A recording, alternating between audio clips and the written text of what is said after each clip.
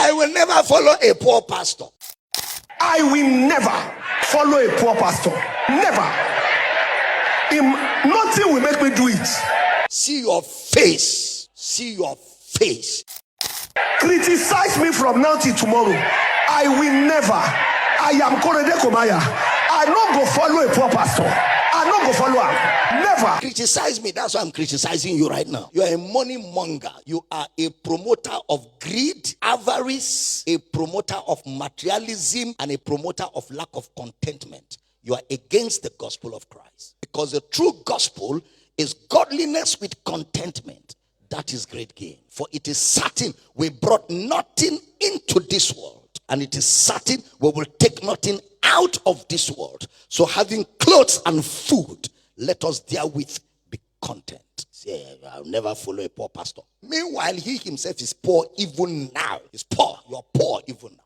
You're talking like that because you're still fighting your poverty. Because rich people don't talk. You're still fighting the poverty that has followed you from your father's house. And I hear right now all over the internet his wedding picture of where he was looking like this. He showed it. And yet, when he was like that, people followed him. It is the same poor people that followed him. He kept collecting their money, and he is using the money now to say, I'll never follow a poor pastor. And they're shouting, yeah. Meanwhile, all the people shouting, yeah. Poverty is all over them. Even he himself, he's poor. If that man meets Bill Gates, he will use his suit to clean his shoe. If he meets people like Elon Musk, he will use his suit to clean their shoe. You people should come. Let's teach you Bible, because this generation, you can't get away with nonsense. So that you stop disgracing yourself and disgracing the pulpit. He read from Proverbs. I want everybody to read this with me. Very instructive. 1, 2, go. Wealth makes many friends. Poverty dressed. Poverty dry. They run away from you. How can you even use Proverbs to be establishing doctrine? First of all, the book of Proverbs is a book of PP sayings. What are PP sayings? Those are observations of things amongst men that Solomon was drawing lessons from. So when Solomon said a poor man does not have neighbors, people don't follow poor men. That is the way it is now. In the society, do people follow poor people? People don't follow poor people. They only follow rich people to the degree to which the rich man still remains rich and useful to them. The day he becomes poor, they abandon him and leave him. That is the observation of Solomon. But look at doctrine. That same Proverbs chapter 19 verse 1. Let's clear that table. Better is the poor that walketh in his integrity than a lying pastor. Than a pastor who stands before the same people he collected their money and lies to them that he is not poor. Better is the poor that walketh in his integrity than he that is perverse in his lips, lies. And he says that man is a fool.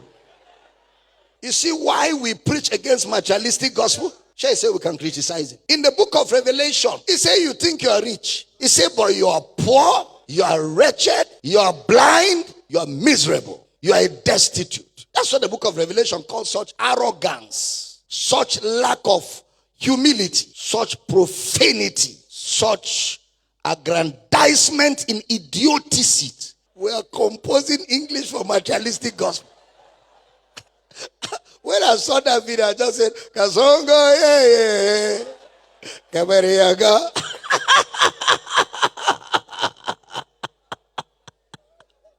While they sleep, Yangago wake up.